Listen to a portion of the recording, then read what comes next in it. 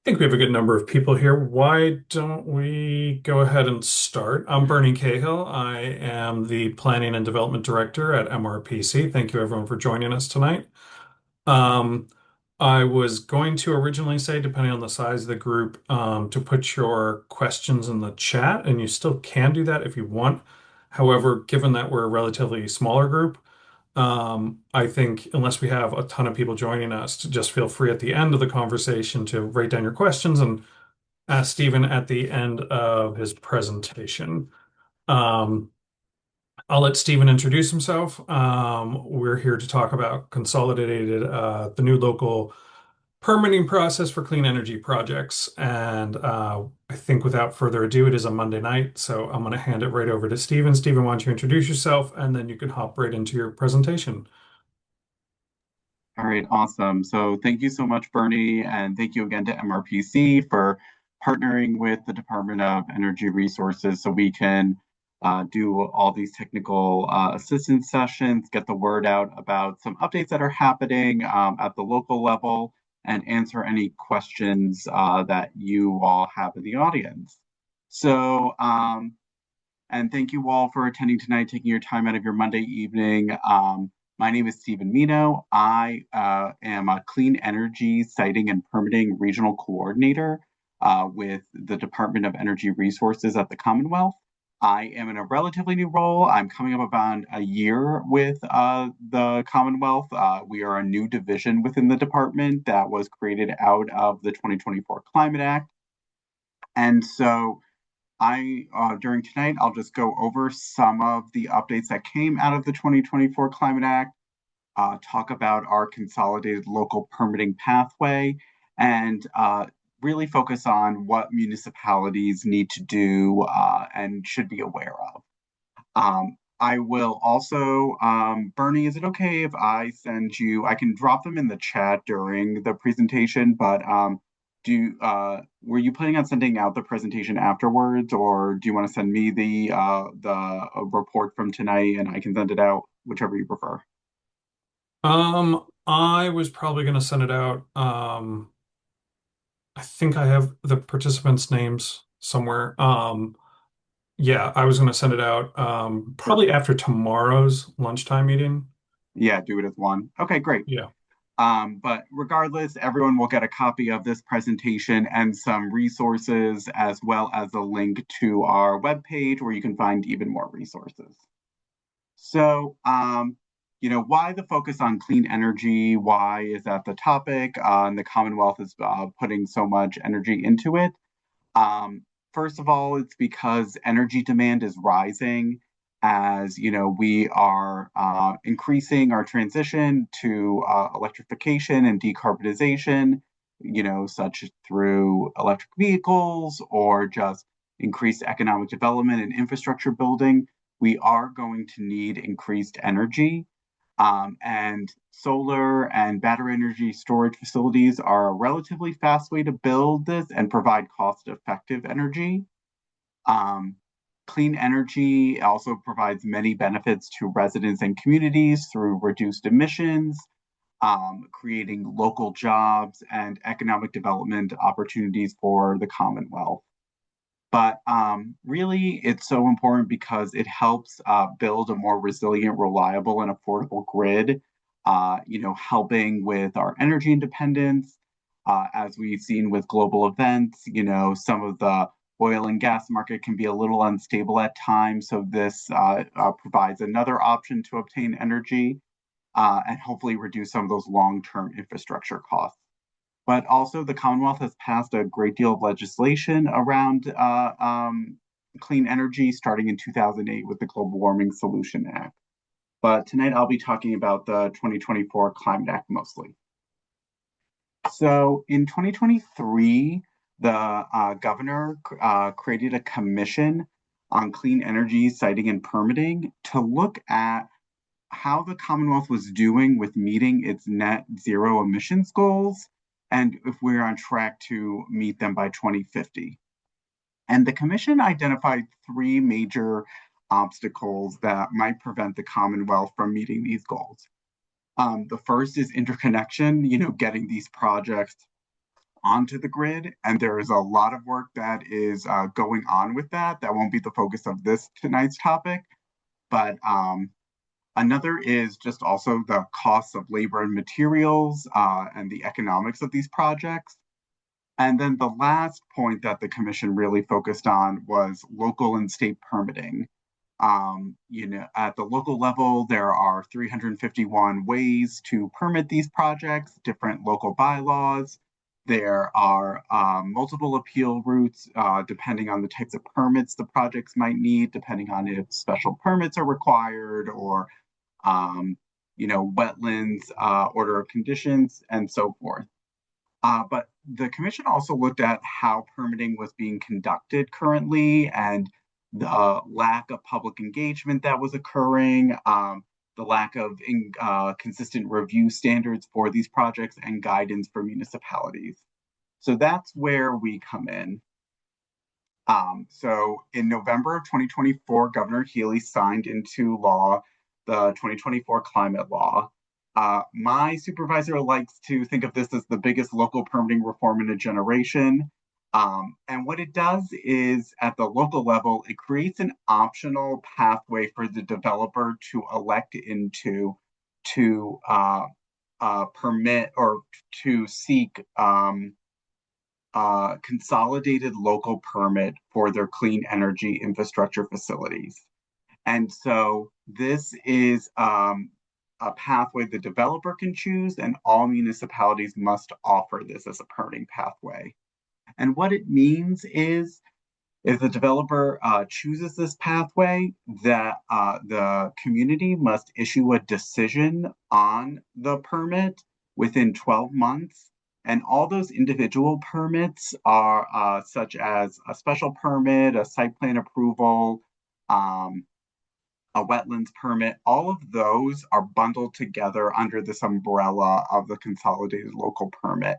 And so I'll go more in depth about what that means, what it looks like.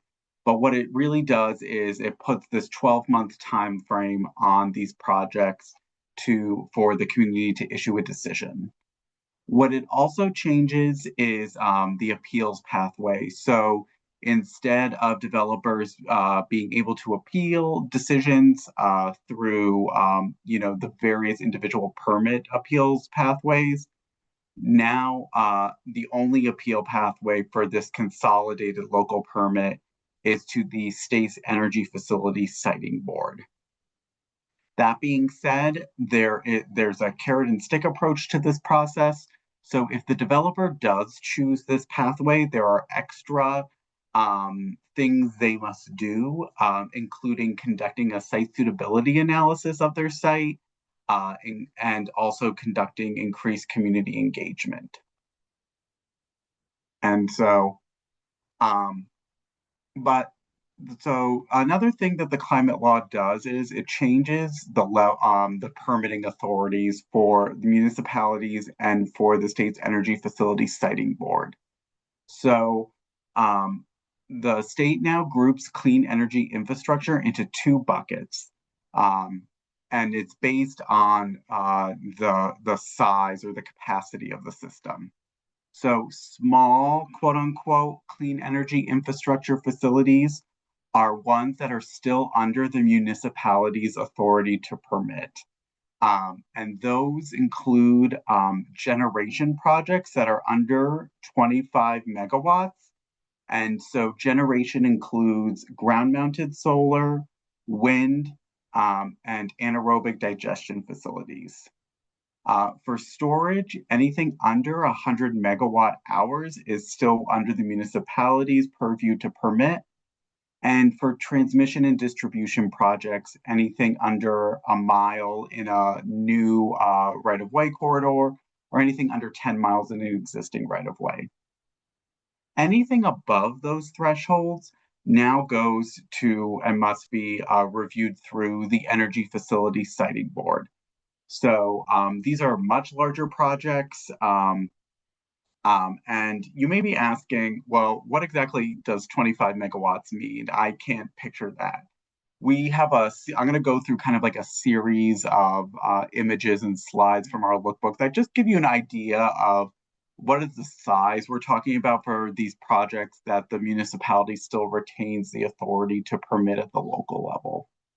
So this is one that you're probably really familiar with. This is a very small ground-mounted solar system. This is a 25 kilowatt one. Um, Here, this is actually one from California, but it shows that it's only about 1,200 square feet, and supports just a smaller amount of energy.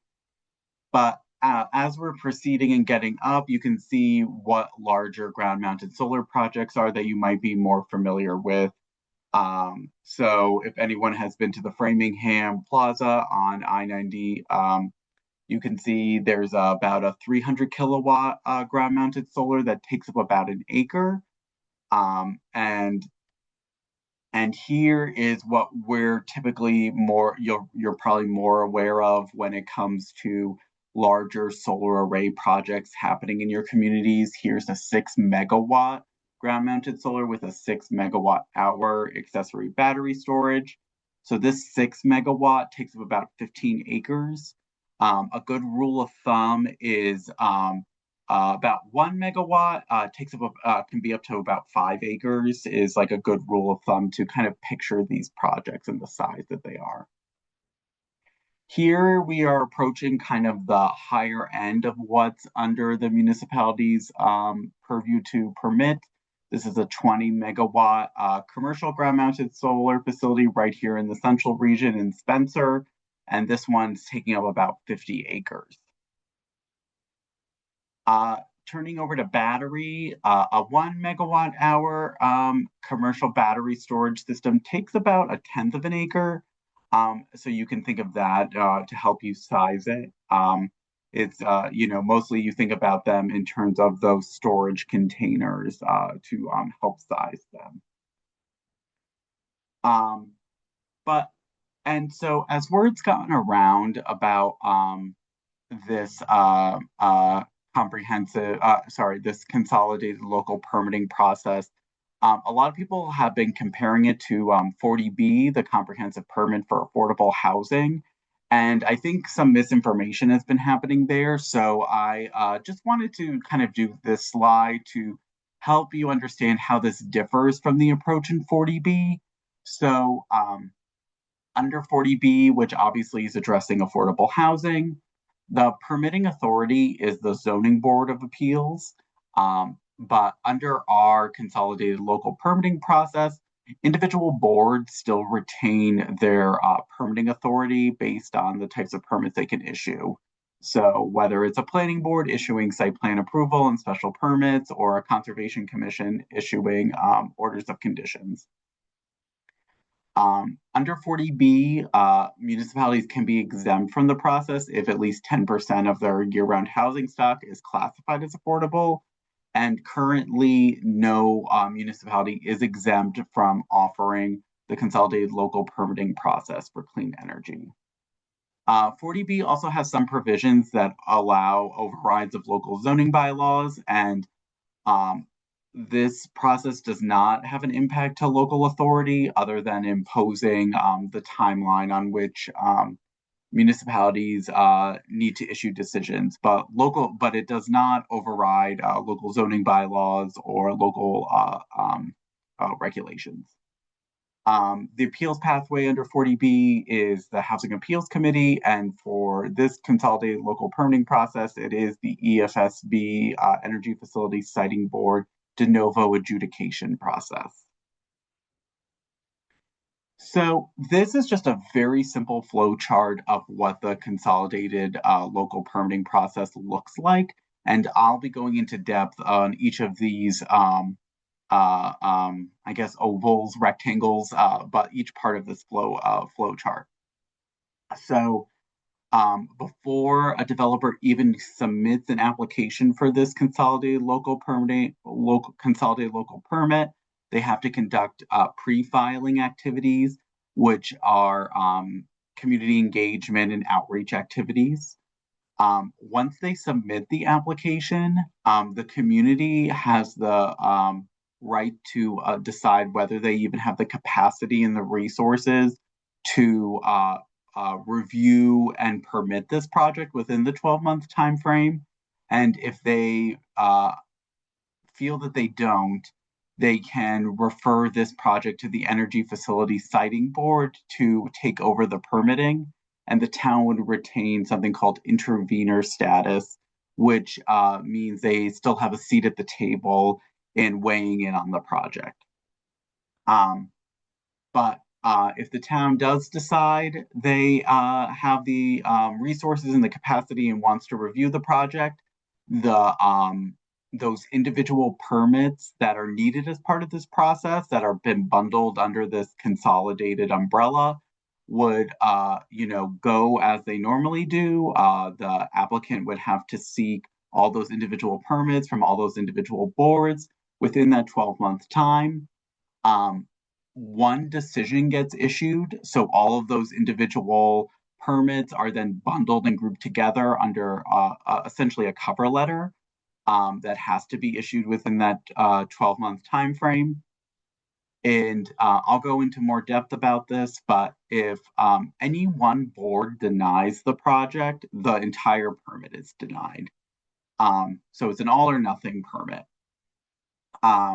But if a single board or multiple boards do not issue a decision within that 12-month time frame, the project does receive a constructive approval and can go forward with next steps. And I have more information on what that looks like. As I've mentioned before, the appeals process for this is through the Energy Facility Siting Board. And then from there, that decision can be appealed to the Massachusetts Supreme Judicial Court, excuse me. So now I'll just go a little bit more in depth about what each of these phases look like. So the first is pre-filing. So again, this is before the applicant has even submitted the application. And really the goal of this phase is to ensure that the community is aware of the project happening, to ensure the developer is doing outreach to the community and getting feedback before they even submit the project. It's really to ensure that developers are putting in a good faith effort, and hopefully by doing this stage, they'll save much more time later on in the process. So the requirements under this phase are that the applicant has to meet with local officials from the municipality. So in a town with staff, that might look like the town planner, the fire chief, the DPW director, to go over the project, ensure that they're all on the same page of the needed permits, check plan accuracy, and also identify the important local stakeholders as part of this project.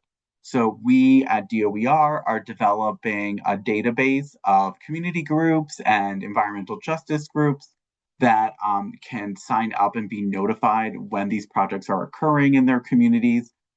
So they will be noticed for them. So at this meeting, the applicant is essentially going over that list that DOER is developing and asking who's missing and who else should we involve in this process.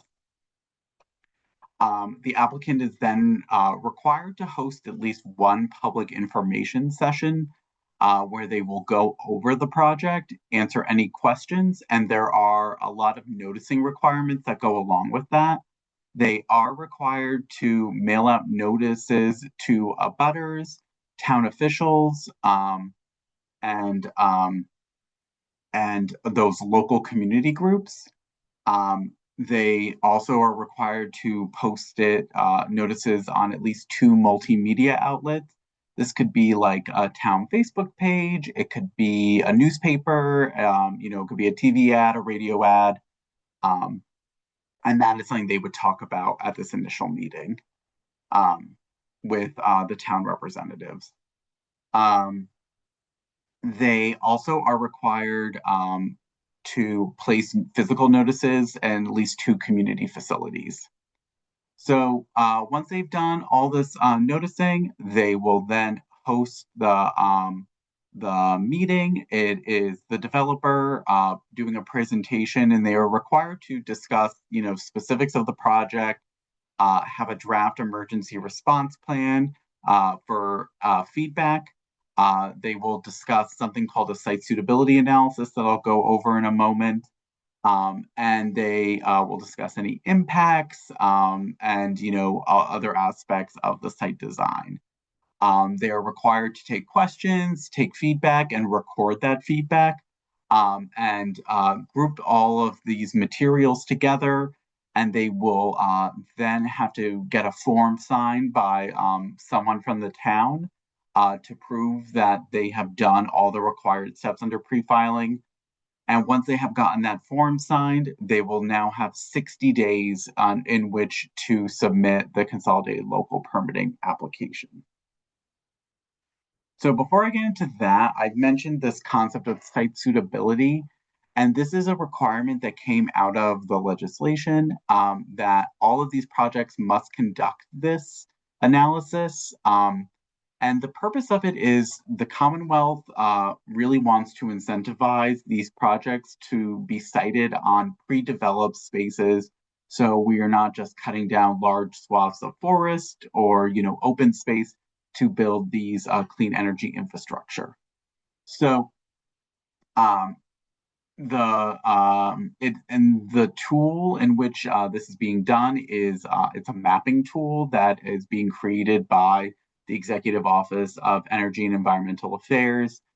They are just about to release the final version of it. They've put out some draft versions for comment over the past 2 years. But essentially, what the applicant will have to do is enter in the bounds or draw a polygon of their project that will then produce a score using underlying mapping layers among the 5 criteria you see here. So the 5 criteria are climate resiliency, carbon sequestration, agricultural resources, biodiversity, and social and environmental burdens. And I like to think of site suitability kind of like a golf score. If the closer you get to 0, it means the project is having fewer impacts and it's a better score for the project. But the higher you get, that means that the project is less suitable or ill-suited for clean energy infrastructure and will require lots of minimization and mitigation. There are also certain weights that are built into the score. So if a project is on protected open space, it automatically gets a 5 for certain criteria. If it's on certain pre-developed lands, it automatically is getting a 0. There are a class of these projects that are exempt from conducting site suitability and pre-filing requirements. These represent a very small subset of these small clean energy infrastructure facilities. So these are really projects that are not expected to have a large impact on the environment. So these include projects that are under an acre, solar canopies, so already being sited on parking lots, and just other very small behind the meter projects. This gives you an idea of what the site suitability scoring tool looks like.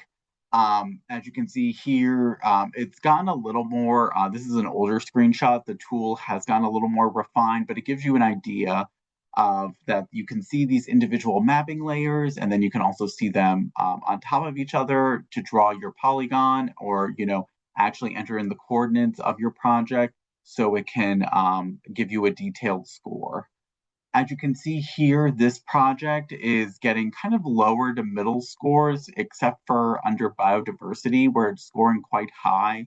And that's because this project is being cited on, this polygon is on biomap core habitat. This is not a real project. This is just a random spot, but it shows that probably this is not a great place to cite this because of the biomap core habitat, or even if the developer still wishes to pursue that, a great deal of minimization and mitigation it will be needed for this site.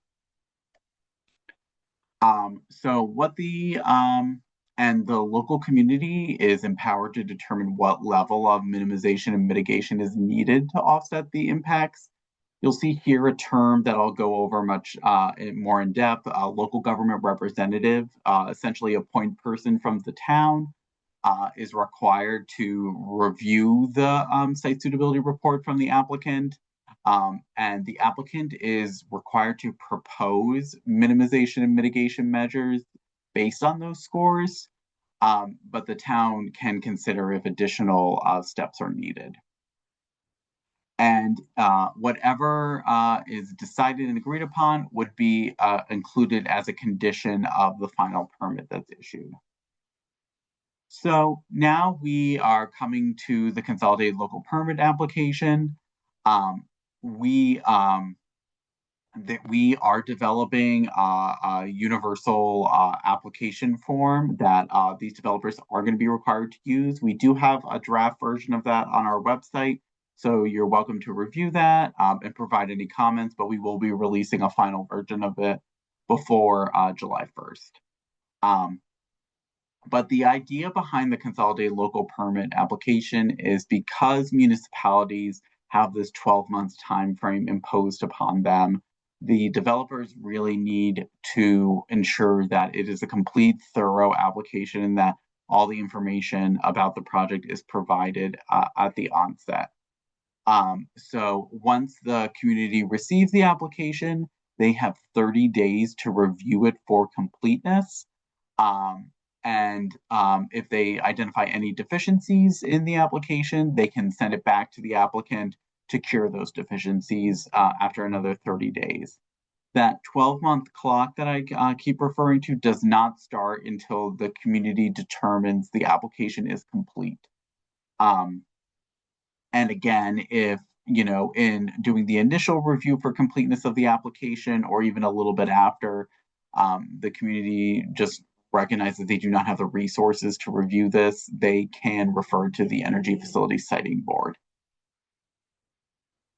Um, but so, just to sum up, because I've been throwing a lot of information at you, the goal is of creating this optional permitting pathway that expedites decisions while also preserving local authority. So some communities may never see a consolidated local permit happen with them, and others may see several. It all just depends on if the developer wishes to pursue this permitting pathway, or if they decide to just pursue the traditional permitting pathway.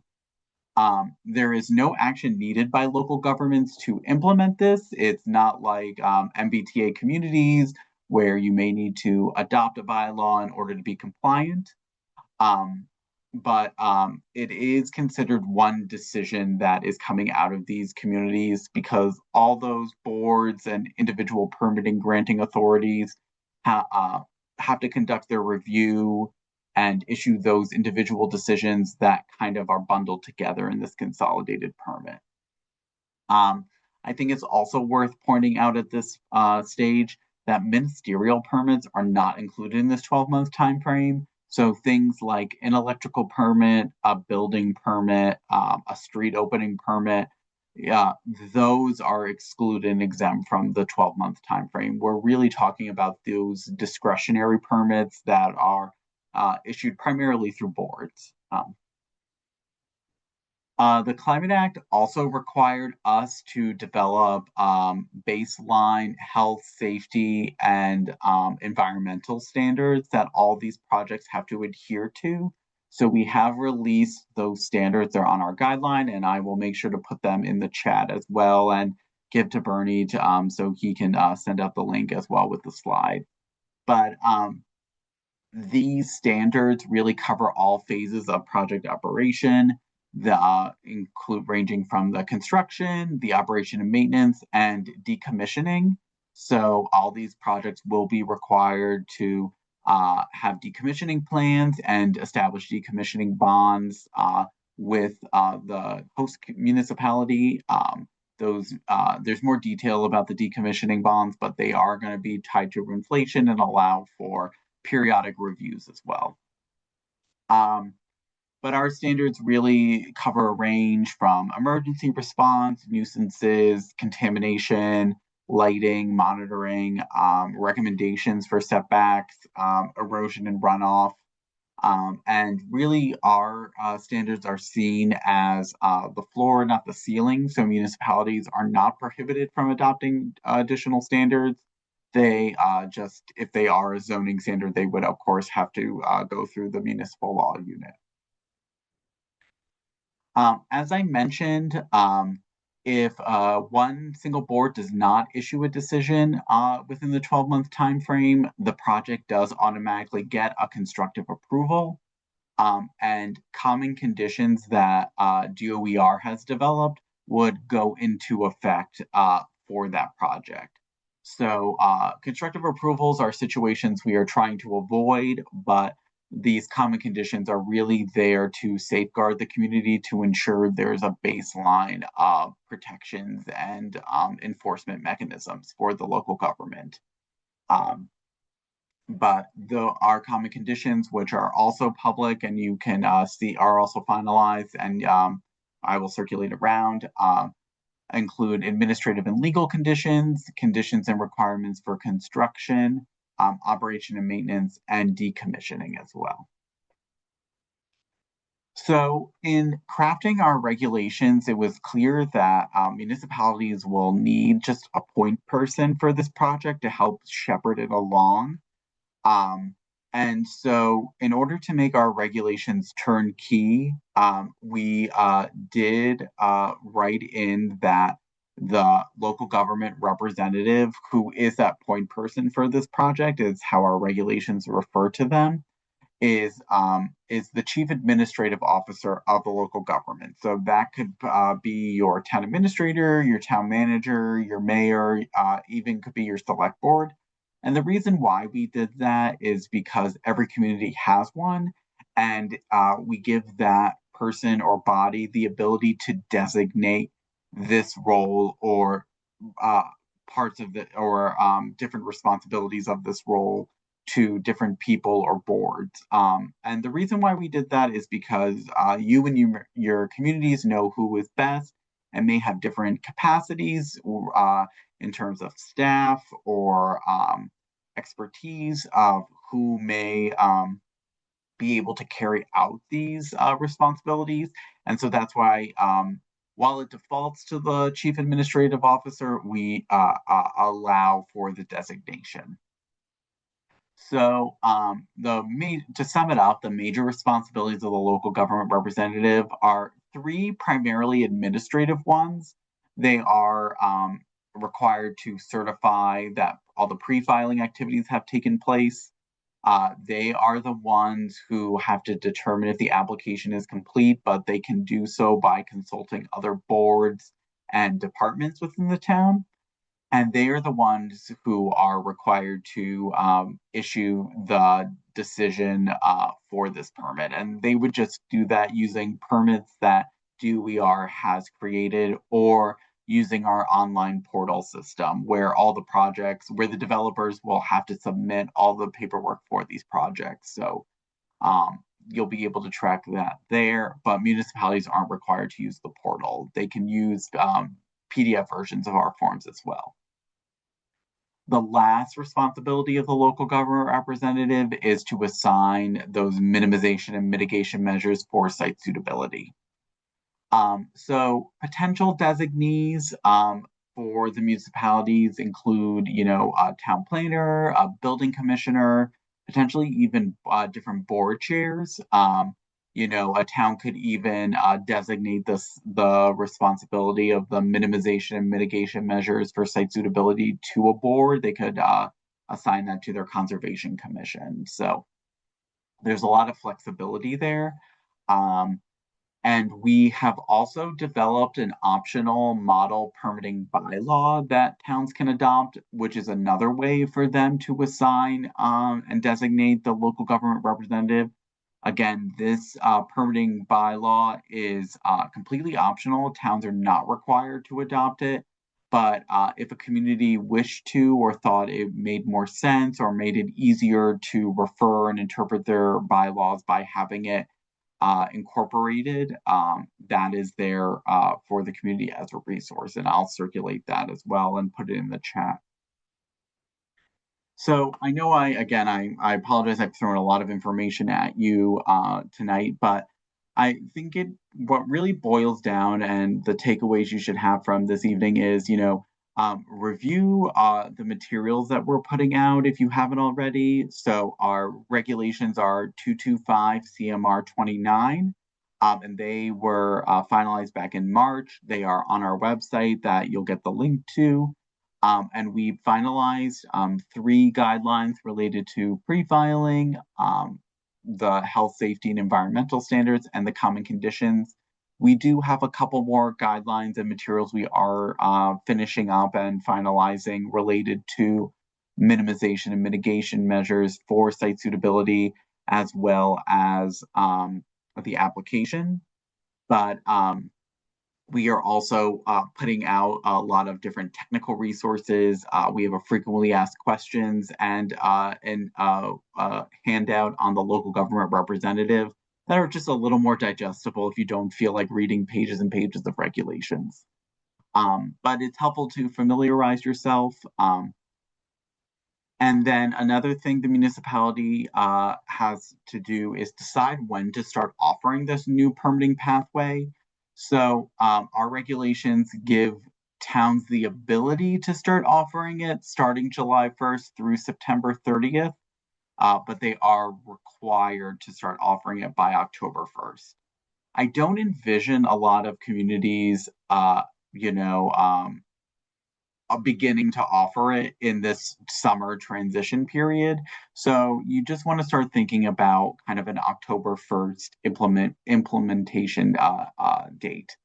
And you don't need to make a bylaw change in order to be compliant.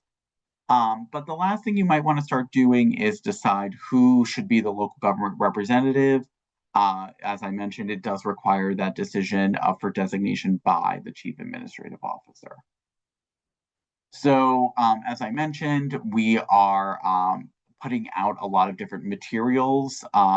So we will be sharing FAQs, resources, our different guidelines, our different model bylaws. All those should be on our website by tomorrow, but I can, if anyone's eager to start reviewing them tonight, I can put the PDFs in our chat as well. But the other thing you can do is reach out to me. My job is to be a resource for you as the Central Region coordinator. I, assist all 80 some odd communities in the Central Region with interpreting, understanding this, and if you do get any of these projects, kind of guiding you through the process as well. So don't ever hesitate to reach out to me, especially if you want me to come speak to more individuals in your town or any of your town staff as well. But we're really doing these technical assistance sessions to get the word out, and we're really grateful to the regional planning agencies for partnering with us so that we can make communities aware of this. I also just wanted to put a plug in for if you are interested in battery energy or solar safety training and understanding this more in depth, or if you want to pass this along to your fire chief or police chief or other emergency response staff in your town, you can scan this QR code. And if you enter in the code MASS CEC2, you'll get free access to the energy storage and solar safety for emergency responders online training course. So just something I wanted to share as well. But here is my last slide. You can see the team here, the Division of Clean Energy Siting and Permitting. That QR code will bring you to our webpage. And if you are familiar with our Green Communities division, we are set up in a very similar manner. We have regional coordinators that are that overlap in the same regions. So I represent the Central region. My colleague Connor Rocket represents the Southeast region. Marcelo Castillo represents the Northeast. And right now we are in the midst of hiring for a Western region coordinator, but it is being filled by our division director, Rick Collins. So with that, I'll just stop talking at the moment and see if anyone has any questions, comments. Thank you, Stephen. Just to add to Stephen's last couple slides is also you can reach out to MRPC with questions as well. Obviously, we have a learning curve as well as the municipalities, but if you're having trouble reaching out to Stephen or getting in touch with anyone at DOER, please reach out to MRPC and we will help you find an answer to your question if we don't know it.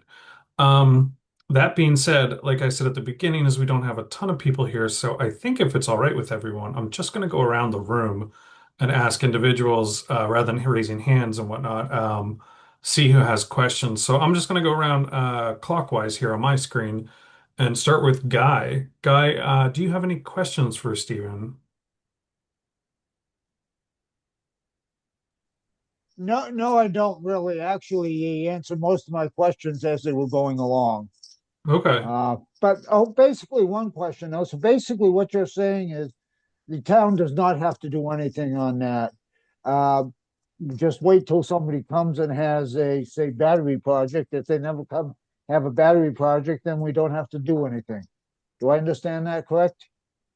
So I would rephrase it a little bit. So I think you do want to think about who your local government representative is and probably make that designation before you get any of these projects, just in case so your select board isn't caught, with the responsibility of determining the completeness. So I would think of that more so first. But Oh, you, okay. yeah, And we have that type of person already in place. So perfect. Great. thank Yeah, you. no, but correct. Yeah, you don't have to like adopt a bylaw or make any ordinance changes.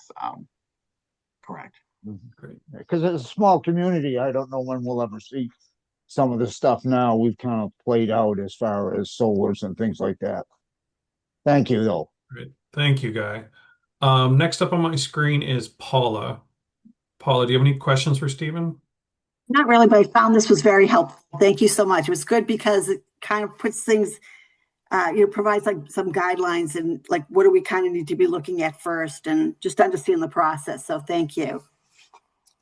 Great. Thank you, Paula. Next on my screen is Kathy. Hi, I'm here in Ashby, and we're already looking into how we want to work with the multiple boards to do the consolidated. So I'm all set. Thanks. Great. Thank you. And I just see a last name. I don't get a first name. Cantor? Yeah, that's probably me. I'm Alan Pease. 'Cause I keep showing up Oh. as Terry Cantor, but she's much smarter than me, so I don't mind showing up under that name. I'm also from Ashby, like Kathy, and we're looking at who the municipal contact person would be. And uh, what the question is, how much time does it take? Because whoever it is, they already have a job. And is this going to add another 50 hours they got to put in over 30 days? Or is it something that's pretty simple that could be done in 16 hours? Or, that's kind of my question. Yeah, so it's hard to give a little bit of an estimate since this process hasn't gone underway yet. I would think the heaviest part of the responsibility is probably the completeness check. And what I can do is send you out the forms that they have to complete, and I'll actually send them to Bernie so you can send them around in the follow-up email because I think it gives Mhm. you an idea of what exactly they have to fill out or sign off on and what they're reviewing. But they are not, the sole reviewer of these projects. They're mostly the coordinating entity to ensure that just the applicant is, crossing the T's, dotting the I's.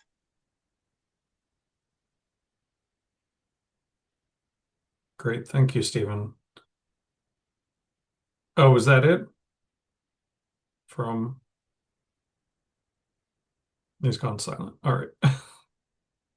Um, next on my list here, or on my screen, I should say, is Roger. Roger Brooks. Roger, how are you doing?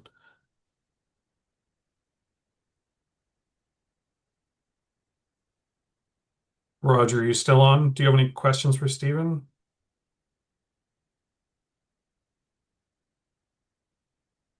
There we go. I had to unmute. You had me muted there. Um, yeah, I've got a couple. Stephen, if you're doing work in Central Mass, I'm sure you've received some feedback on the concerns about battery storage and the requirements that state has on approval on some of these battery storage site applications. Um, you want to give us a little input on that? I mean, I guess the one that fire departments have concerns with are lithium battery storage, due to the fact that once it starts burning, they have to let it burn out. So can you give us any insight on that? If a fire department was to say, we have a real issue with lithium battery storage units, and in fact, I think that's part of the requirement on meta grants, that we were looking at a meta grant, but in one of the towns that I'm working with, the battery storage issue was a non-starter. So can you kind of give us some insight on where we are with that? Yeah, absolutely. No, it's a great question. And you're right, with especially with things like the Oakham project and, we're seeing more of these battery projects. It's, I think, top of mind for a lot of people.